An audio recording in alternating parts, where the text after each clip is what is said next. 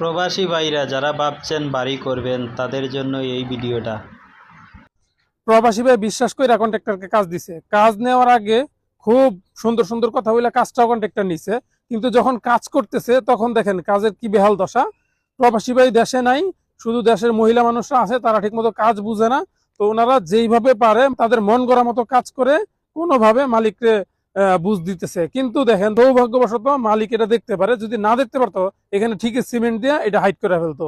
খাম খেয়ালি ভাবে কাজ হইতেছে।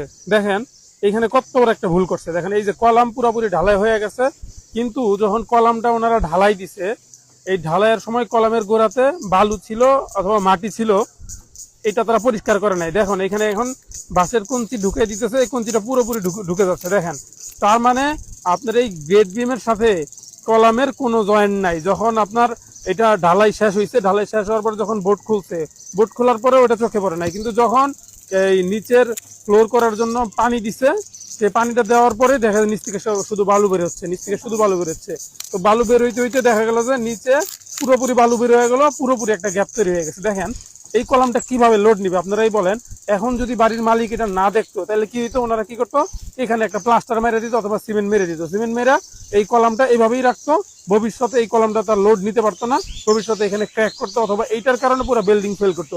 এরকম শুধু একটা কলাম না, এরকম আরো 2-3টা কলাম এরকম হচ্ছে। আপনারা দেখেন এখন একটা বিল্ডিং এর 2-3টা কলামে যদি এই ধরনের প্রবলেম হয়, আপনারা এই চিন্তা করেন। দেখেন এই কলামটার অবস্থাটা দেখেন, একদম কঞ্চিটা পুরোপুরি ঢুকে যাইতেছে। আবার ক্যামেরাটা যদি একটু নিচা করে দেখাই তাহলে দেখবেন হচ্ছে এটার ভিতরে রড দেখা যাচ্ছে পুরোপুরি ফাঁকা হয়ে রয়েছে।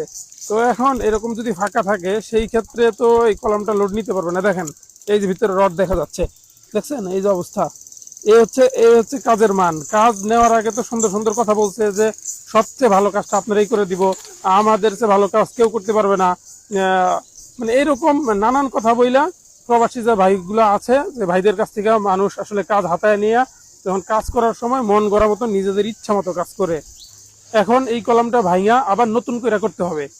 এই জন্য আমি বারবার বলি, প্রবাসী ভাই যারা আছেন কাজ দেওয়ার আগে অবশ্যই যাচাই বাছাই করে ভালো একটা কন্ট্রাক্টরকে কাজ দিবেন, যারা মানুষ হিসাবে ভালো এই ধরনের কন্ট্রাক্টরকে কাজ দিবেন, এবং যারা কাজ বুঝে এমন কন্ট্রাক্টরকে কাজ দিবেন। তো আজকে এই পর্যন্তই। সবাই সুস্থ থাকবেন, ভালো থাকবেন। আসসালামু আলাইকুম রহমতুল্লাহি ওয়া বারাকাতুহু।